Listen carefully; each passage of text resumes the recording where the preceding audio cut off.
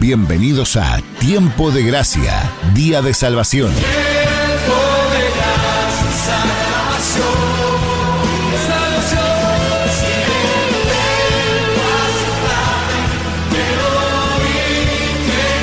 Este es un programa en vivo que se emite cada sábado a partir de las 10 horas, donde nos sumergimos en las profundidades de las verdades bíblicas.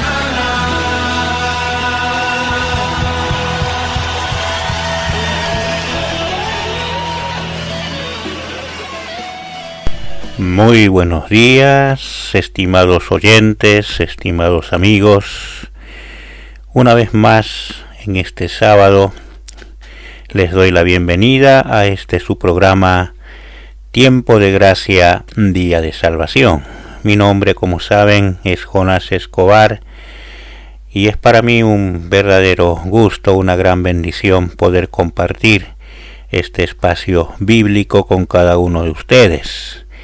Tiempo de Gracia y Día de Salvación es un espacio de estudio bíblico de la Iglesia Cristiana Evangélica Reformada que se transmite todos los sábados a partir de las 10 de la mañana por Radio Gracia y Verdad. Como usted sabe, estimado oyente, estamos estudiando el libro de los Hechos de los Apóstoles, ¿sí? Así que los invito a que tomen sus Biblias, vayan acomodándose. Nuestra expectativa, nuestra oración es contar con ustedes, que se paren especialmente esta hora y juntos, en familia si es posible, sentados alrededor de una mesa, poder compartir este momento de estudio bíblico donde las verdades bíblicas resplandecerán delante de nosotros y el santo y bendito Evangelio será una vez más expuesto para salvación de quienes el Señor, verdad en su gracia, ha escogido para salvación. Bien, mientras esperamos entonces, mientras nos acomodamos, vamos a ir preparando nuestros corazones, escuchando una alabanza cristiana. ¿Sí? Luego sí, ya nos abocaremos al estudio de la palabra de Dios. Le recuerdo antes de escuchar la alabanza que están abiertas nuestras líneas para que usted pueda participar de este programa junto a nosotros. Puede llamarnos al 2622 68 47 45 o bien contactarse si quiere por medio de nuestra página de Facebook, a la cual usted puede ingresar con facilidad como Iglesia Cristiana Evangélica Reformada. Bien, habiendo dicho esto, escuchemos entonces la alabanza cristiana y luego sí ya nos introducimos en la consideración de la palabra de Dios. La carrera comencé cuando a Cristo confesé. En mi corazón creí que en la cruz murió por mí. Me sacó de mi prisión. Hoy yo corro sin temor, solo en Él descansaré. Me hizo justo por la fe.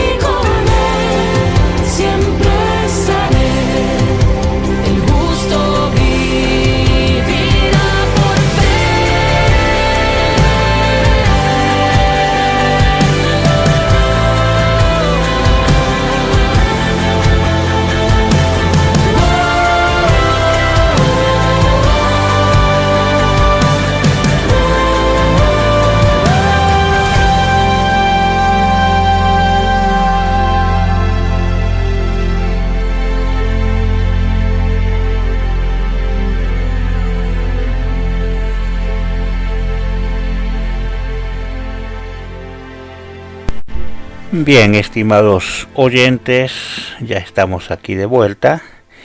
Abramos entonces nuestras Biblias allí, en Hechos de los Apóstoles.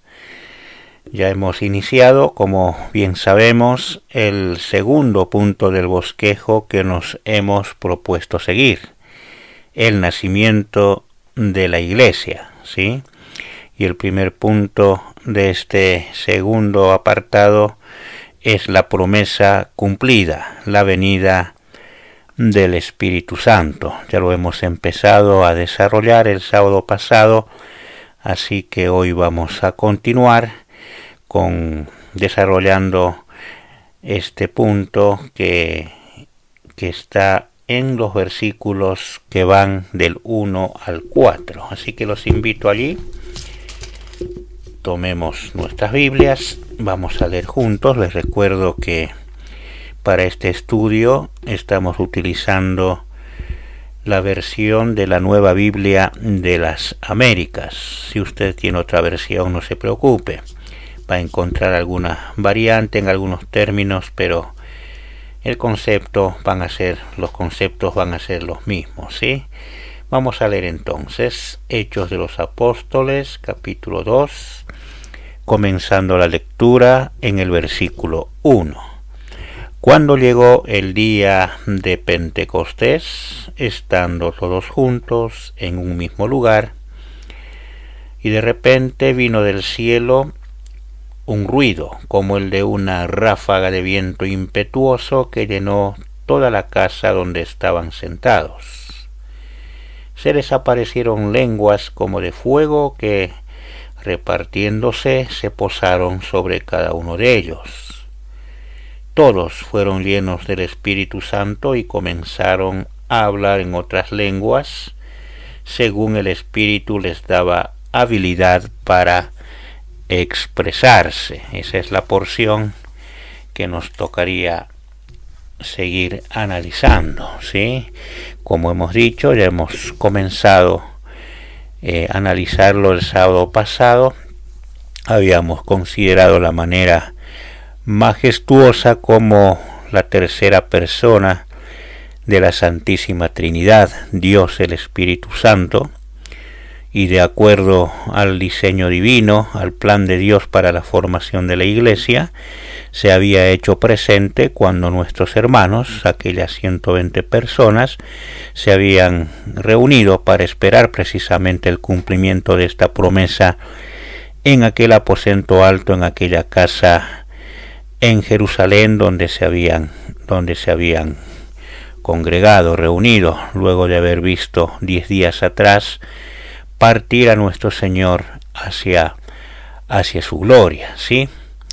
Entonces el tiempo para que se produzca la conformación de la Iglesia, de este pueblo de Dios, había llegado. El tiempo en la historia se había cumplido, la promesa se cumplió, el Espíritu Santo había tenido, y era también intención de Dios hacer evidente, ¿no?, como hemos visto, de una manera muy especial y majestuosa este crucial acontecimiento.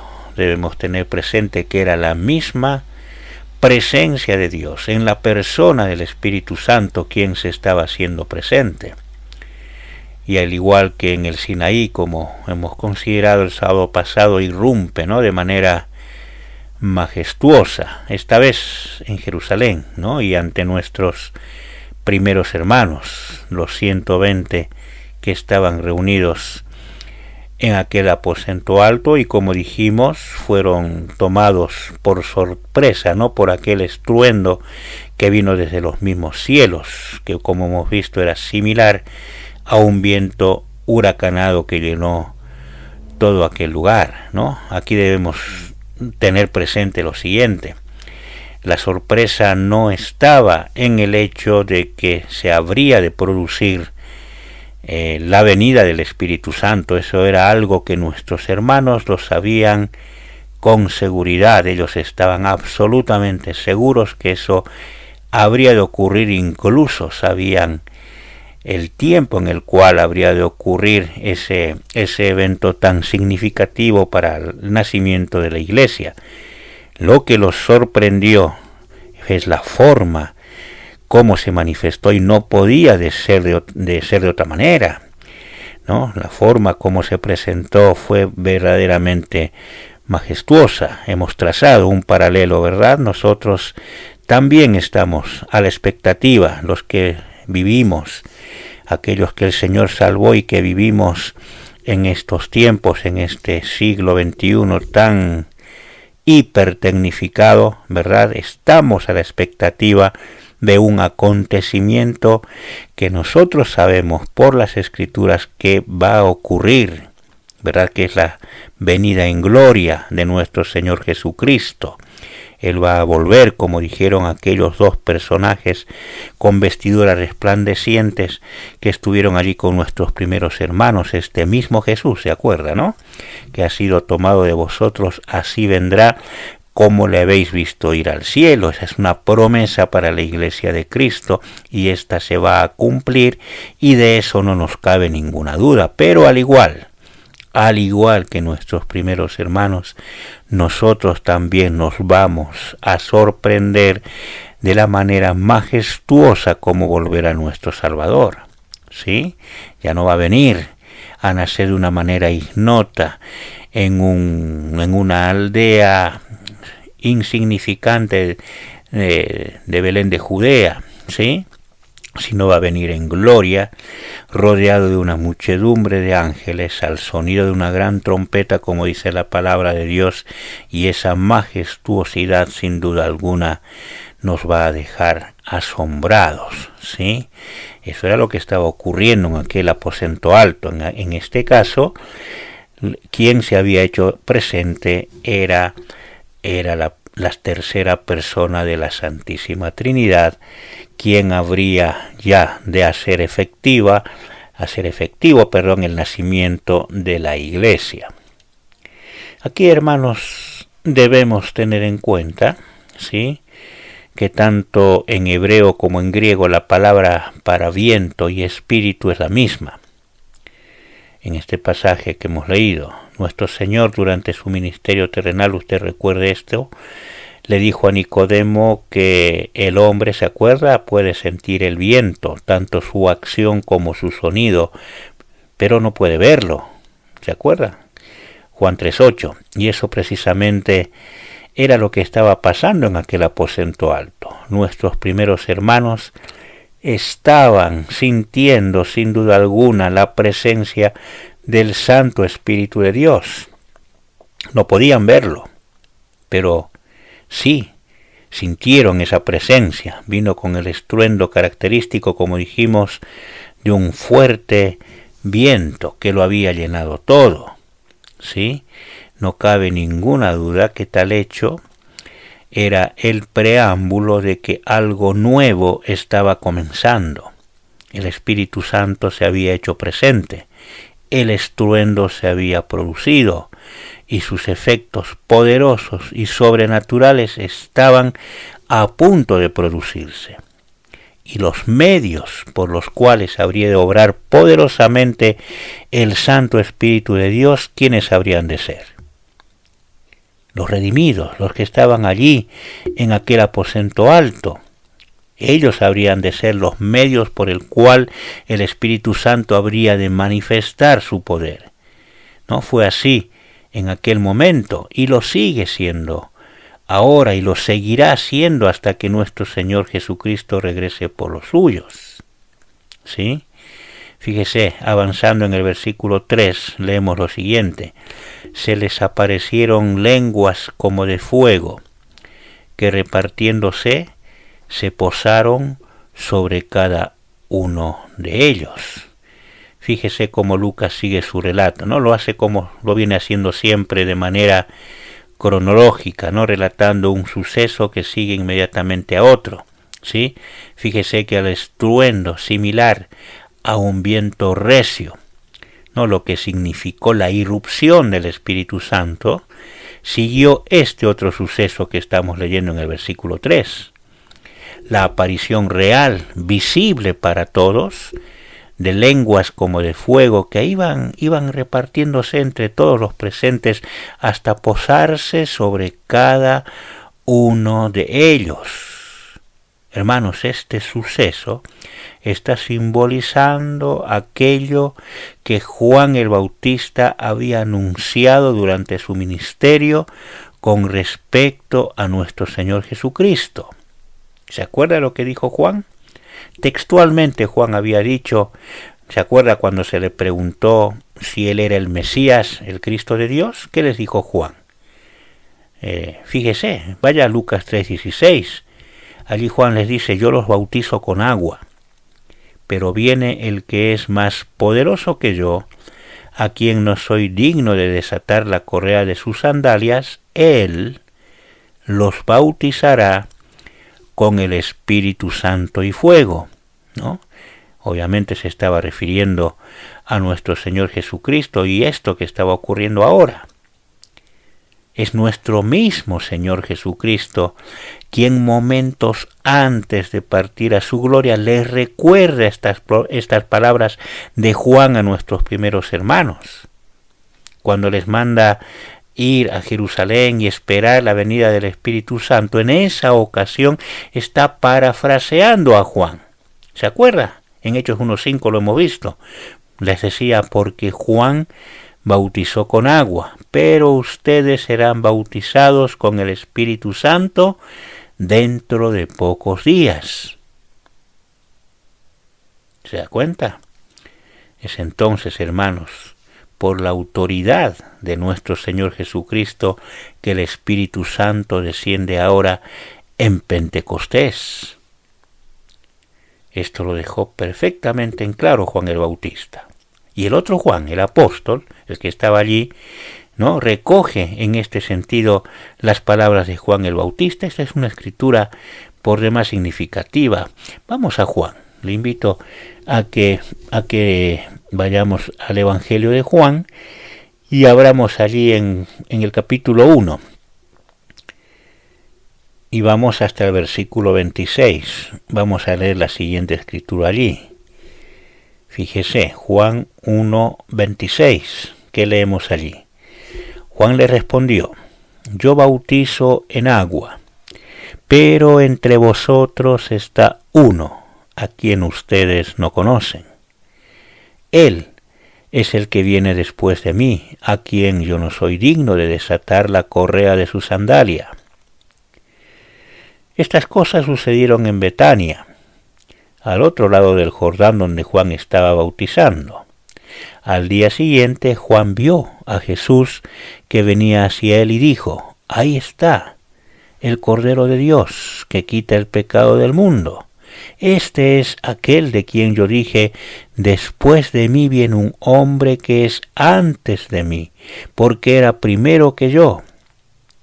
Yo no le conocía, pero para que él fuera manifestado a Israel, por esto yo vine bautizando en agua.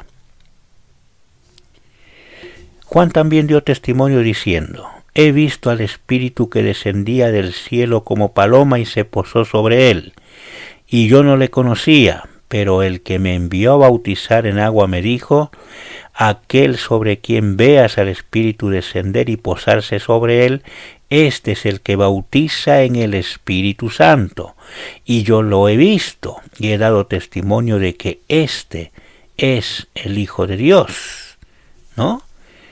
Juan no podía ser más explícito.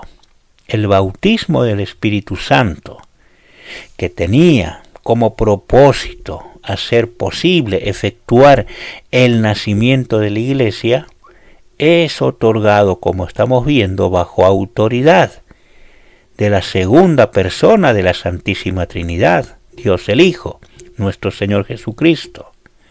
Esto fue anunciado proféticamente por Juan el Bautista, corroborado y prometido en reiteradas oportunidades por nuestro mismo Señor Jesucristo, y ahora llevado a cabo de manera única e irrepetible allí, en aquel aposento alto de Jerusalén, en Pentecostés. Y el hecho, amigos, oyentes, hermanos, el hecho de que aquellas lenguas como de fuego se posaran sobre cada uno de los allí presentes sin obviar a ninguno de ellos, sobre todos, dice Lucas, simboliza el alcance total y permanente de este bautismo para todos y cada uno de los verdaderos, de los auténticos redimidos desde Pentecostés en adelante, sin obviar a ninguno de ellos. En ellos estábamos siendo bautizados todos aquellos que nuestro Señor soberanamente y por pura gracia habría de salvar. Esta, sin duda alguna, fue una obra uniforme y soberana de Dios, realizada simbólicamente en todos y cada uno de nuestros primeros hermanos. No era algo que ellos buscaron de manera individual. No fue así. En ese instante y por medio de su Santo Espíritu, Dios, ¿qué estaba haciendo? Estaba soplando aliento de vida a este nuevo cuerpo de Cristo llamado Iglesia. Él estaba dando vida formalmente a la Iglesia. Escúcheme bien, amigo, escúcheme bien, hermano. Así como en el Edén, Dios soberanamente formó al hombre del polvo de la tierra, y leemos en las Escrituras que sopló en su nariz aliento de vida, ¿se acuerda? Génesis 2:7, y fue el hombre un ser viviente. De la misma manera, hermanos, en Pentecostés, Dios soberanamente sopla aliento de vida, enviando a su Santo Espíritu y da vida a su Iglesia. Y este cuerpo de Cristo comienza a caminar en este mundo, porque eso es la Iglesia, es el cuerpo de Cristo. Hermanos, erradiquemos de nosotros cualquier otro concepto. La Iglesia no es una institución de características humanas. La Iglesia no es una ONG. La Iglesia no es una empresa. No, nada que ver. La Iglesia es el cuerpo cuya cabeza es Cristo, a la que Dios dio vida soberanamente en Pentecostés, soplando en ella aliento de vida, enviando a su Santo Espíritu. Este es el concepto bíblico de Iglesia. Y aquí debemos ser claros, y no solamente claros, sino también enfáticos. Esta obra de Dios, que dio nacimiento a la Iglesia de Cristo realizada en Pentecostés, hermanos, grábese esto y no se deje engañar. Es única e irrepetible y alcanza a todo genuino redimido desde Pentecostés en adelante. El Nuevo Testamento nunca llama al redimido buscar un nuevo bautismo en el Espíritu Santo de estas características. No lo manda a hacer. Todo aquel que ha sido llamado a formar parte del cuerpo de Cristo en cualquier punto del planeta y en cualquier época desde Pentecostés en adelante, ha experimentado este bautismo en nuestros primeros hermanos. Este es el concepto que presenta la Biblia.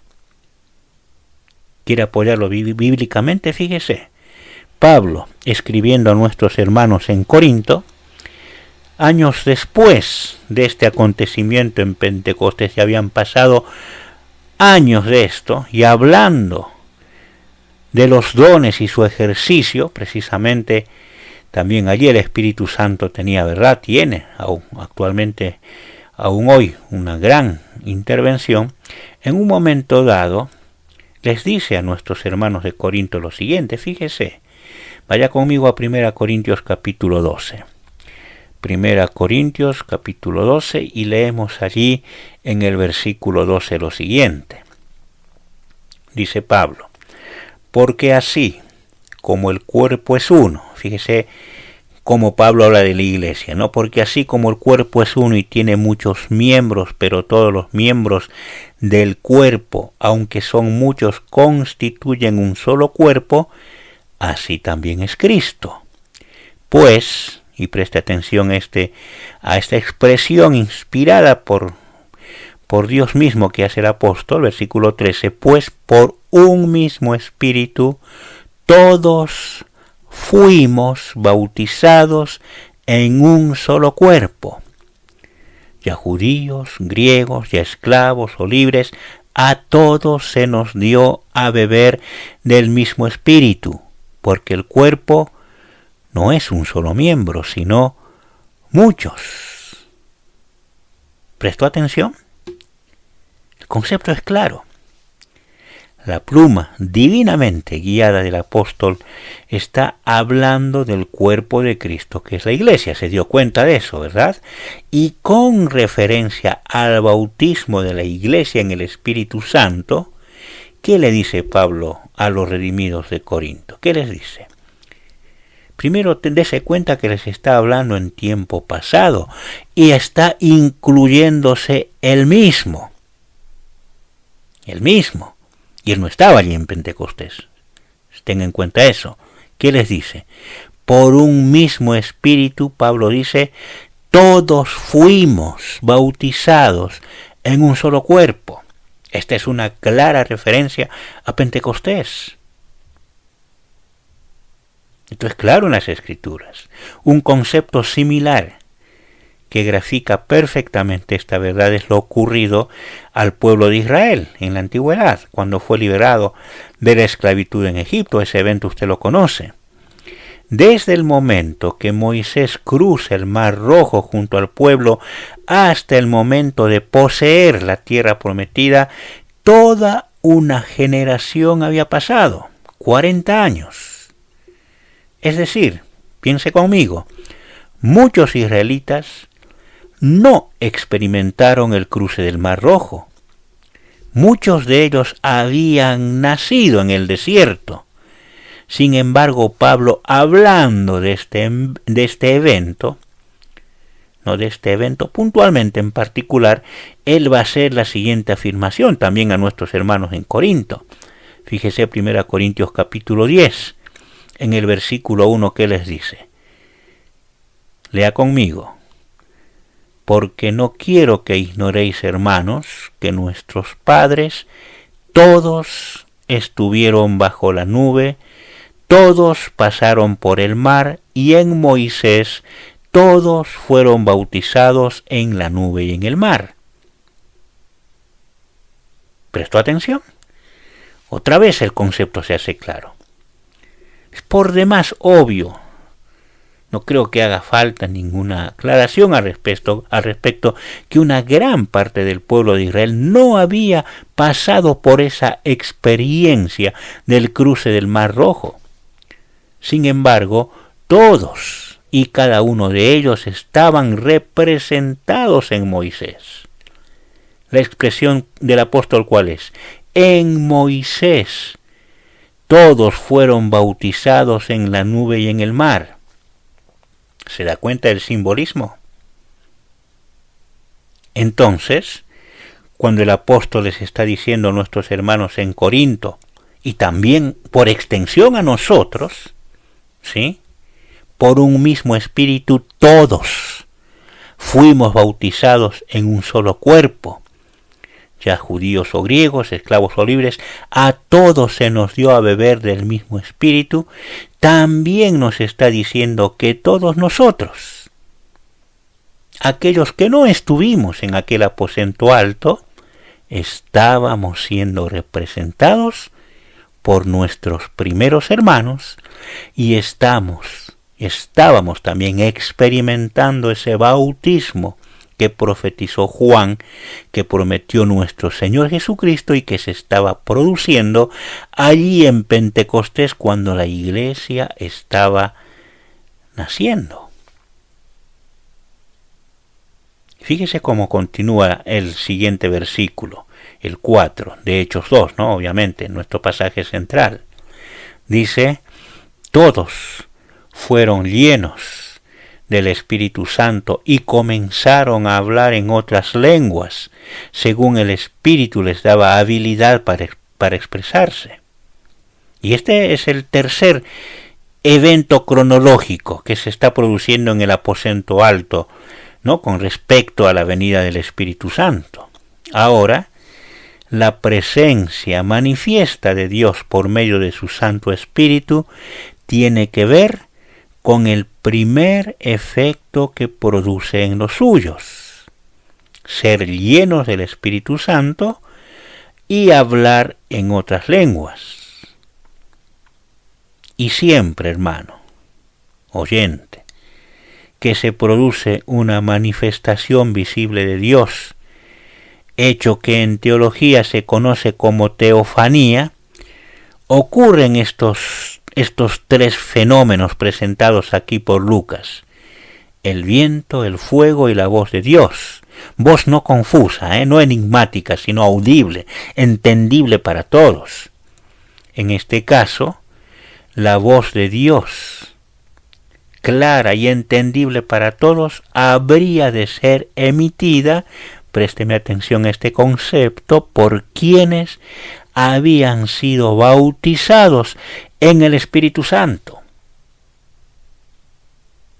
La iglesia naciente, ¿no?, a quienes, sin mediar preparación humana alguna, se les concedió hablar en otras lenguas según el Espíritu les daba habilidad para expresarse, tal como Lucas lo está expresando, está llevando a cabo esta obra de Dios, de hablar a través de ellos. Este tipo de teofanía la experimentó Moisés. ¿Se acuerda aquel episodio conocido, ¿no?, el de la zarza ardiente, donde Dios se le manifiesta a Moisés en medio precisamente de un fuego, ¿no?, del fuego que ardía en aquel arbusto? ¿Se acuerda? El arbusto ardía pero no se consumía, hecho que causó la curiosidad de Moisés y que hizo que él se acercara a aquella zarza. Y una vez allí, estando Moisés cerca de aquella zarza, la voz de Dios lo llama desde la zarza, y lo llama por su nombre, y le habla de manera clara, de manera audible. Esta escritura está en Éxodo capítulo 3, usted lo sabe. Y ocurrió lo mismo también en el Sinaí, siendo también Moisés el protagonista, donde Dios dejó escuchar su voz en medio de relámpagos y truenos. Voz que también fue perfectamente audible y entendible, no solo para Moisés, sino también para todo el pueblo. ¿Se acuerda aquel monte que humeaba? Dice la Escritura, porque el Señor había descendido sobre él en fuego. Éxodo 19. Y el caso del aposento alto no es la excepción. Era también Dios quien se estaba manifestando, esta vez en la persona del Espíritu Santo, ¿no?, quien estaba descendiendo no solamente como respuesta a las promesas hechas por nuestro Señor Jesucristo, sino también en respuesta a ese diseño, a ese plan divino. Y lo hace, ¿no?, para tomar posesión de su templo, que es la iglesia. Y así como en la antigüedad, cuando Dios se había asignado el tabernáculo como su santuario terrenal, se acuerda, en tiempos de Moisés, o como en tiempos de Salomón lo fue el templo, lugares donde nosotros leemos claramente que se manifestó la presencia de Dios de una manera muy palpable y majestuosa, así también, hermano, de la misma forma majestuosa, Dios en el tiempo señalado lo estaba haciendo en Pentecostés. Fíjese cómo las Escrituras, ¿no?, hablan de estos eventos que hemos citado. En Éxodo 40, por ejemplo, ¿no?, el hecho cuando Dios se hace presente llenando el tabernáculo, que dice Hechos 40:34, entonces la nube cubrió la tienda de reunión y la gloria del Señor llenó el tabernáculo.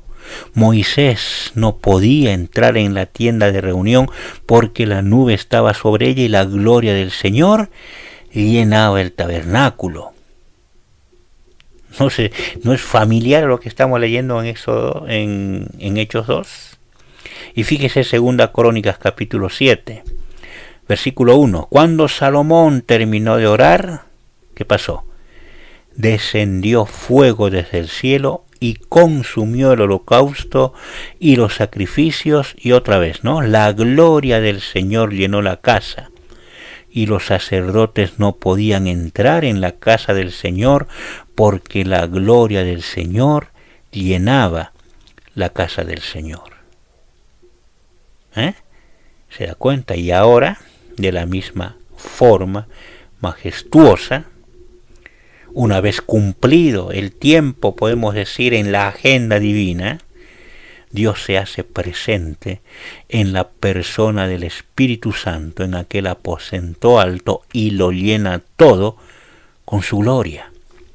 Pero en este caso no se trata de una tienda de lona o de un templo de materiales humanos,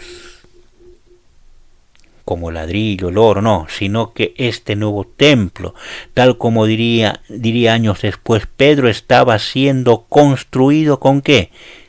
Con piedras vivas. Fíjese cómo Pedro lo explica en 1 Pedro capítulo 2, y él está hablando a los redimidos, aquellos que fueron soberanamente salvados por el Señor y que eran parte de la iglesia. ¿Qué les dice Pedro? Y por extensión, como decimos siempre, también a nosotros, ¿no? 1 Pedro capítulo 2, versículo 5, también ustedes, ¿no? Está hablando a genuinos redimidos, a verdaderos hijos de Dios, les dice, también ustedes como piedras vivas sean edificados como casa espiritual para un sacerdocio santo, para ofrecer sacrificios espirituales aceptables a Dios por medio de Jesucristo. ¿Se da cuenta? ¿No es claro que Pedro está dirigiéndose a verdaderos hijos de Dios, genuinos redimidos? Podemos concluir, sin temor a equivocarnos, que cada creyente ha sido escogido y separado por Dios desde la eternidad pasada y designado como una piedra viva, llamado soberanamente por Dios a formar parte de este nuevo templo.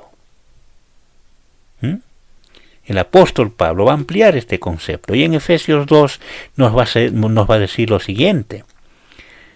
Busque conmigo Efesios 2, allí en el versículo 19. ¿Qué leemos allí? Efesios 2:19 dice, así pues, ustedes, también se está dirigiendo a verdaderos creyentes, ustedes ya no son extraños ni extranjeros, sino que son conciudadanos de los santos y son de la familia de Dios. Están edificados sobre el fundamento de los apóstoles y profetas, siendo Cristo mismo la piedra angular en quien todo el edificio, bien ajustado, va creciendo para ser un templo santo en el Señor. En Cristo también ustedes son juntamente edificados para morada de Dios en el Espíritu. Pablo se está refiriendo a este templo, a la iglesia, cuya piedra angular y sublime arquitecto y constructor es Cristo. Nuestro mismo Señor Jesucristo le dijo a Pedro, todavía estando en este mundo, sobre esta roca, hablando de sí mismo, ¿no?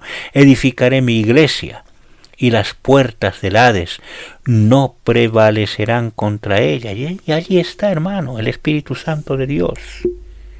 No solamente visitando circunstancialmente a los redimidos, no está haciendo eso, sino que está tomando posesión permanente de ellos.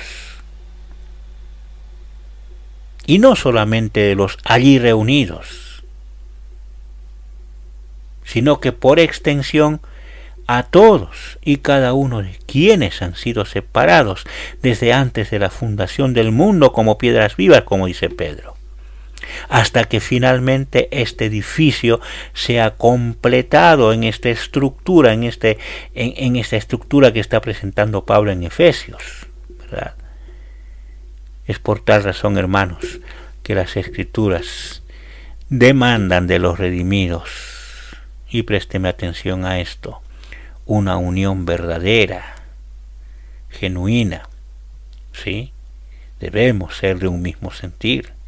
En este sentido, el apóstol Pablo va a hacer un llamado sentido a que esta unión entre los redimidos sea en verdad práctica, no teórica, ¿sí?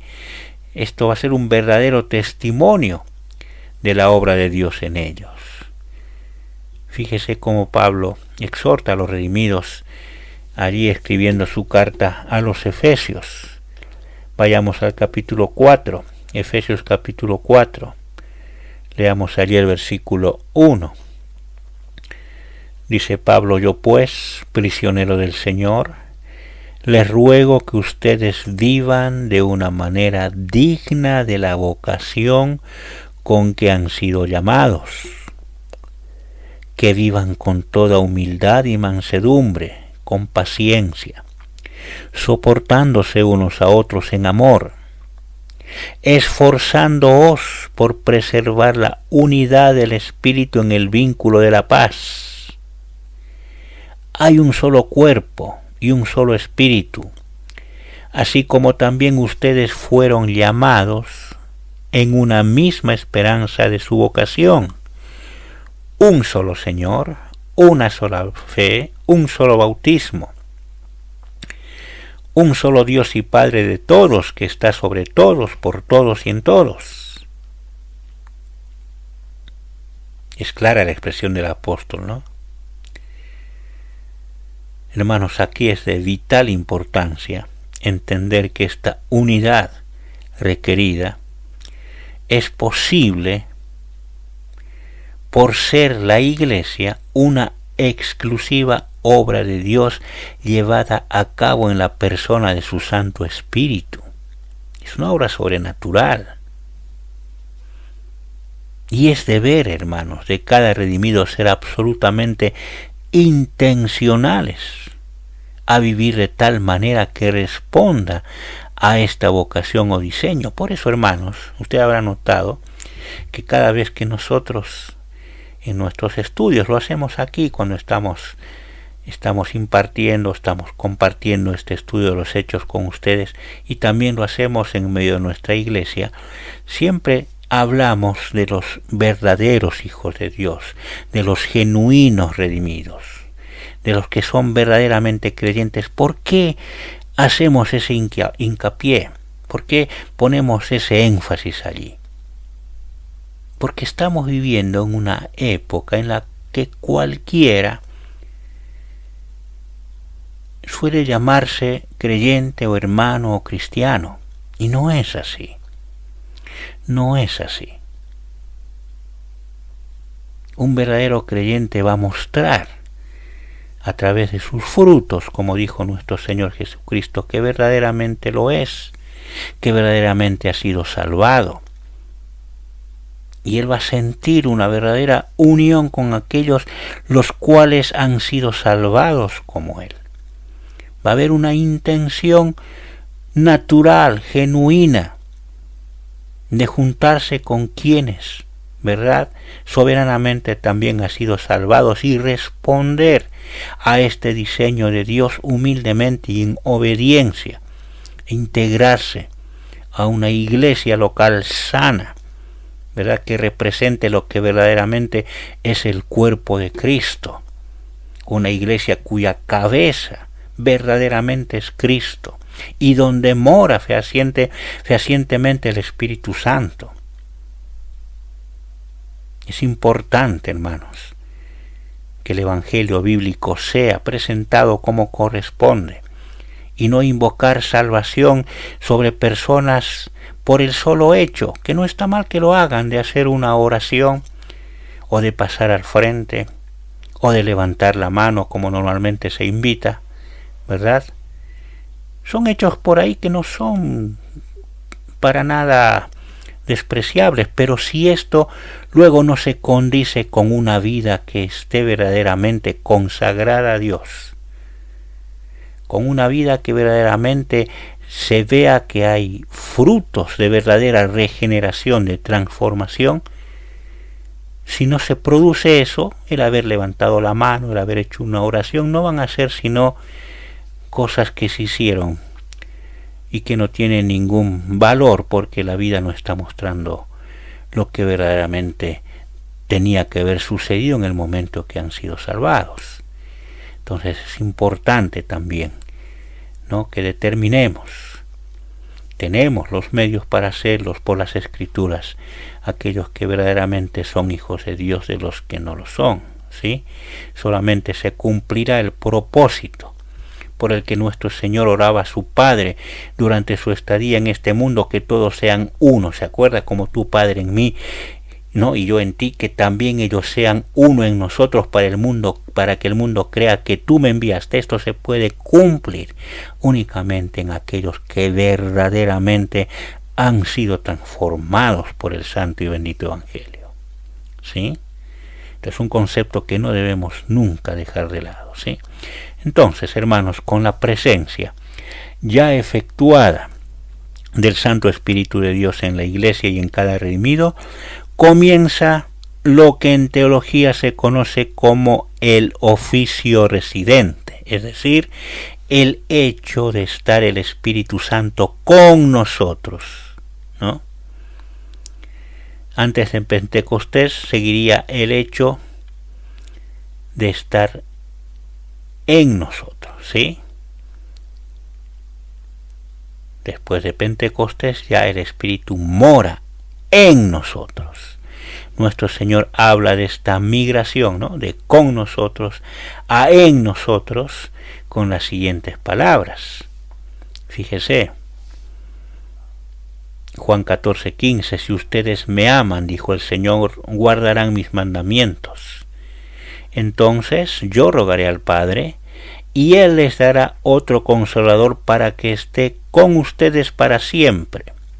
Es decir, el Espíritu de verdad, a quien el mundo no puede recibir porque ni lo ve ni lo conoce, pero ustedes sí le conocen porque mora con ustedes y estará en ustedes. No los dejaré huérfanos, dijo el Señor. Vendré a ustedes. ¿Se da cuenta del lenguaje utilizado por nuestro Señor Jesucristo? Usted sabe, ¿no?, que nuestro Señor nunca dijo nada por decir, y nada de lo que dijo fue casual. Él es el Dios hecho hombre. Él está impartiendo enseñanzas que son verdaderamente altas, sublimes, divinas. Él está hablando con los suyos precisamente en esta ocasión que hemos leído, con la mira puesta, usted lo leyó conmigo, en el advenimiento del Santo Espíritu de Dios, lo que habría de producirse allí en Pentecostés. Y hablando con la mira puesta en este hecho, les dice, todavía estando con ellos, ¿no?, antes que se produzca incluso su sacrificio expiatorio y su ascenso a la gloria, ¿qué les dice? El Espíritu Santo mora con ustedes, o sea, mostrando un tipo de presencia que acompaña, y luego agrega, estará en ustedes. Y aquí habla de un tipo de presencia residencial, alguien que va a venir a tomar posesión. ¿Se da cuenta de la diferencia? Y es este tipo de presencia residencial la que se está produciendo en Pentecostés. El Espíritu Santo había descendido a Pentecostés, allí en aquel aposento alto, ya no con una misión de un simple acompañamiento, sino a residir, a establecerse en cada redimido y en medio de la Iglesia, de una manera permanente. Por esa razón, nuestro Señor Jesucristo reforzó este concepto diciendo, vendré a ustedes. Es por tal razón, hermanos, que Pablo también, animando al redimido a vivir una vida fructífera y que glorifique a Dios, nos dice, ¿no saben ustedes? ¿Se acuerdan de esa porción? ¿No saben que ustedes son templo de Dios y que el Espíritu de Dios, preste atención a esta palabra, habita en ustedes? 1 Corintios 3:16. Clarito, ¿no? Y exhortándonos a una vida en santidad que también glorifique a Dios. En el capítulo 6 de 1 Corintios, Él nos dice, ¿o no saben que su cuerpo es templo del Espíritu Santo que está en ustedes, el cual tienen de Dios, y que ustedes no se pertenecen a sí mismos? Porque han sido comprados por un precio. Por tanto, glorifiquen a Dios, dice Pablo, en su cuerpo y en su espíritu, los cuales son de Dios. Ambos conceptos que está virtiendo Pablo bajo inspiración divina claramente habla de una posesión, ¿no? Y no de un mero acompañamiento. Y es aquí precisamente donde debemos detenernos, ¿no? Y como dijimos hace un momento, considerar quién verdaderamente es el Espíritu Santo y cuál es la obra que tiene asignada dentro de ese santo consejo trinitario.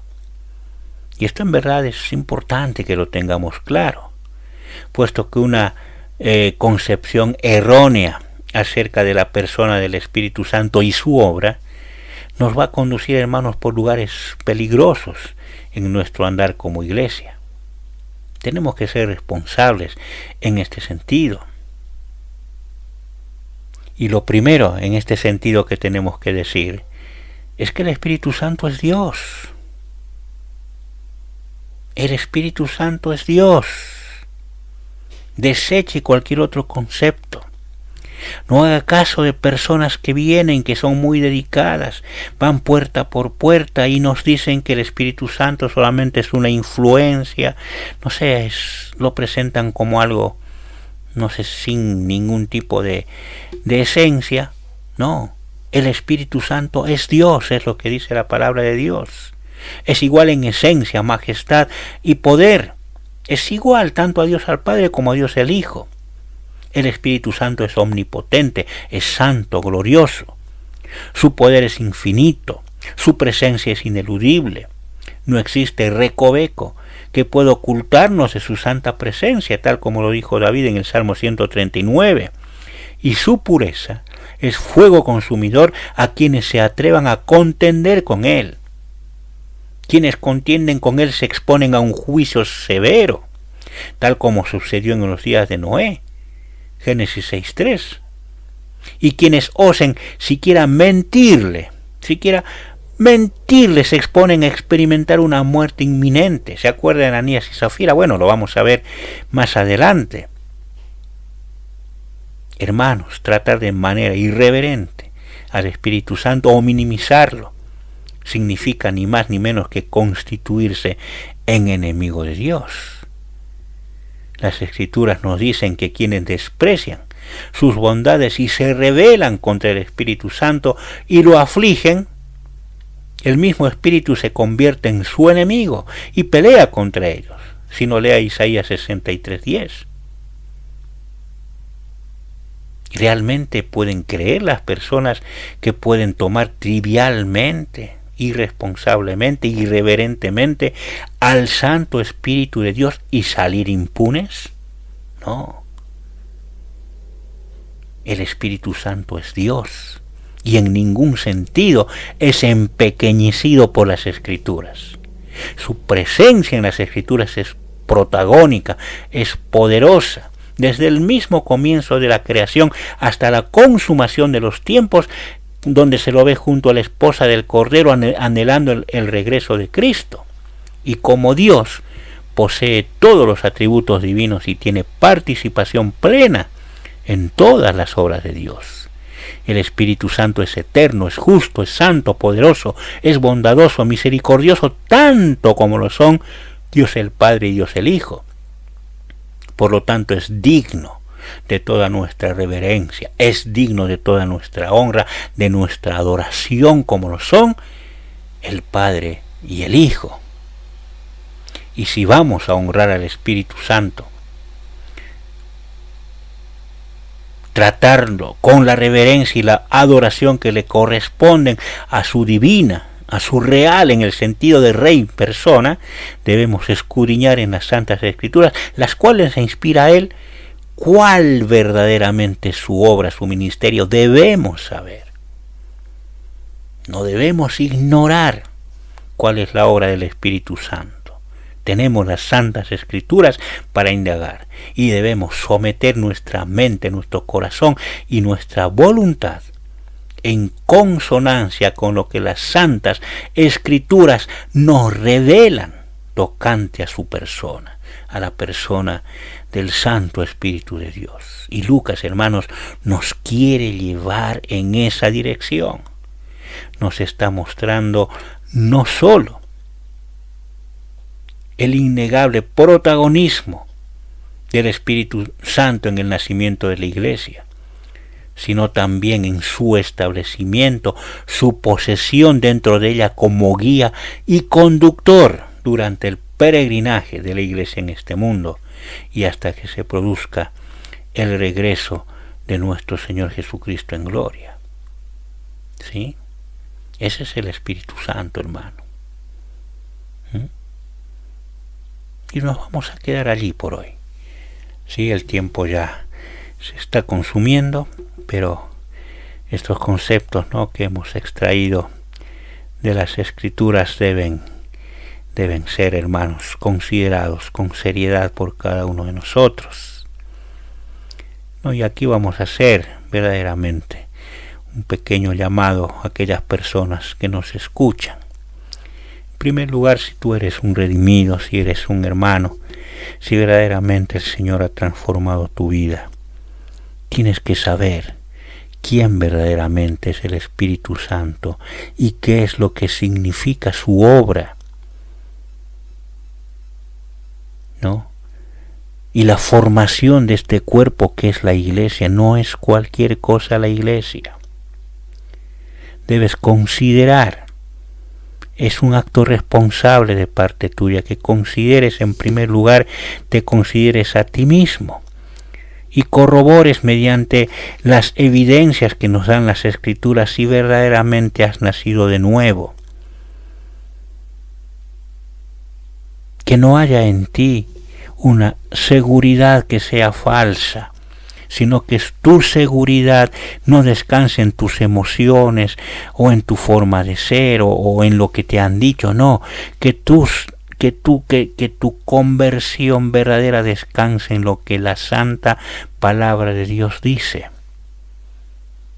Las Escrituras nos mandan examinarnos a nosotros mismos para ver si verdaderamente estamos en la fe, si hemos sido verdaderamente transformados, si nuestras vidas responden a lo que la palabra de Dios demanda de un redimido. Y en consonancia con esto, ver si perteneces a una verdadera iglesia. O si hasta el día de hoy has estado deambulando por congregaciones o llamadas iglesias, incluso evangélicas, podríamos decir, las cuales no tienen por cabeza a Cristo, donde el pecado es minimizado, donde el Espíritu Santo, no sé, es tratado como si fuera, no sé, un títere, lo hacen subir, bajar, no sé, irreverentemente, no es el guía y conductor, sino lo utilizan para sus propios beneficios, tanto materiales, físicos, ¿verdad?, en cuanto a sanidades, o en cuanto a no sé, a lograr recursos económicos, no sé cuántas cuestiones que nada tienen que ver con la obra del Espíritu en el seno de la Iglesia. Considera todo eso, porque es crucial. Es importantísimo que cada redimido forme parte de la verdadera Iglesia de Cristo, del conjunto de redimidos, por más que sean muchos o pocos, pero que sean genuinos redimidos, que amen a Dios, ¿sí?, cuyas vidas han sido transformadas por el Evangelio, que alaben a Dios, que sean de un mismo sentir como hemos leído, y que glorifiquen a Dios con sus vidas. Esos son los verdaderos hijos de Dios, y allí está el Espíritu Santo, y esa es la verdadera iglesia de Cristo. Por más que sean muchos, por más que sean pocos. ¿Sí? Y a ti, estimado amigo, que nos oyes quizás y estás sin Dios, sin Cristo y sin esperanza, considera también tu vida y ríndete a nuestro Señor Jesucristo. ¿Sí? Ve a la cruz. ¿Sí? Considera tu vida, tus pecados. ¿Sí? Y ponte a los pies de Jesús. Pídele perdón con arrepentimiento y fe, y Él hará esa obra transformadora en ti, y serás incluido dentro de este cuerpo que es la iglesia. ¿Sí? Que el Señor bendiga su palabra en nuestros corazones, y vamos a continuar con este estudio el sábado que viene.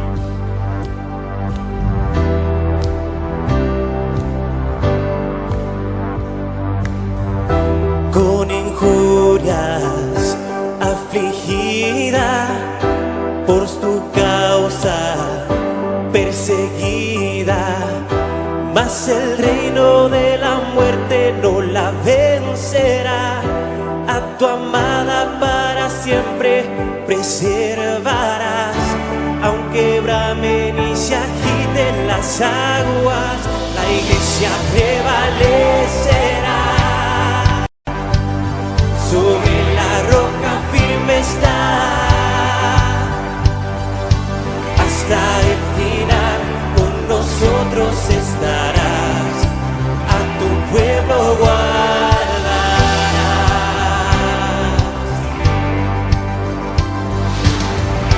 Nos llamaste, pueblo mío, nación santa, redimidos, somos luz que alumbra el mundo en la oscuridad, el sostén y la columna de tu verdad. Aunque tiemblen y se muevan los montes, la iglesia prevalecerá. Sobre la roca firme está, hasta el final con nosotros estarás, a tu pueblo guardarás.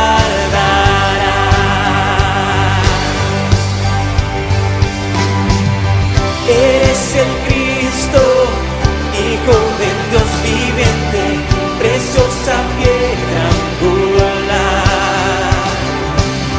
No hay otro nombre dado a los hombres, solo tú puedes salvar. Eres el Cristo, Hijo del Dios viviente, preciosa piedra angular.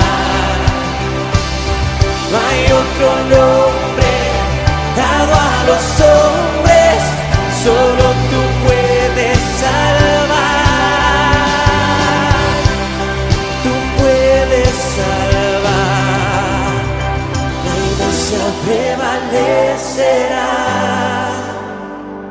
Sobre la roca firme está. La iglesia prevalecerá. Sobre la roca firme está, hasta el final con nosotros estarás, a tu pueblo guardarás. Hasta el final con nosotros estarás, a tu pueblo guardarás. Estás en Tiempo de Gracia, Día de Salvación. Bien, estimado oyente, así llegamos al final de nuestro programa. Tiempo de Gracia, Día de Salvación, programa que se emite todos los sábados a partir de las 10 de la mañana por esta su radio Gracia y Verdad. Nos resta invitarlo a que asista a nuestras reuniones de enseñanza congregacional, ¿sí? Todos los días domingos a partir de las 10 de la mañana, usted está cordialmente invitado para que pueda asistir en familia o solo, no sé cómo quiera hacerlo, a nuestra iglesia. Nos reunimos tanto aquí en esta ciudad de La Consulta, en el departamento de San Carlos, aquí en el Valle de Uco, o también allí por el lado de Mendoza, más precisamente en el departamento de Maipú. Así que está invitado. Si quiere asistir, no tiene más que llamarnos a nuestro número, que es el 2622 68 47 45, y allí, depende de donde usted esté residiendo, lo vamos a guiar para que pueda asistir. Queremos decirle, lo reiteramos, lo decimos en varias ocasiones, pero es bueno repetirlo, que nosotros no estamos interesados para nada en su dinero, ¿sí? Nosotros no lo vamos a llevar, a conducir, a manipular para que usted deje algún dinero en nuestra congregación. Nuestro único propósito, estimado oyente, es compartir con ustedes la palabra de Dios, acercarle el evangelio bíblico, el que salva, el que tiene el poder de transformar las vidas. Sí, eso es nuestro único móvil. Por tal razón, en nuestras reuniones de enseñanza congregacional, querido oyente, nosotros no levantamos ofrendas. Así que está invitado, puede hacerlo y será bienvenido. Y si quiere escuchar nuestras emisiones radiales que emitimos por Radio Gracia y Verdad, están también en un canal que hemos abierto en YouTube, al cual puede ingresar, ¿verdad?, como Radio Gracia y Verdad. Allí va a encontrar usted videos, ¿no?, simples, que simplemente se emiten los programas, pero allí están los estudios que estamos realizando en nuestra radio, ¿sí? Que el Señor le bendiga. Lo esperamos entonces en este su programa Tiempo de Gracia, Día de Salvación, el próximo sábado a esta misma hora y por esta misma emisora. Y así llegamos al final de otro poderoso episodio de Tiempo de Gracia, Día de Salvación.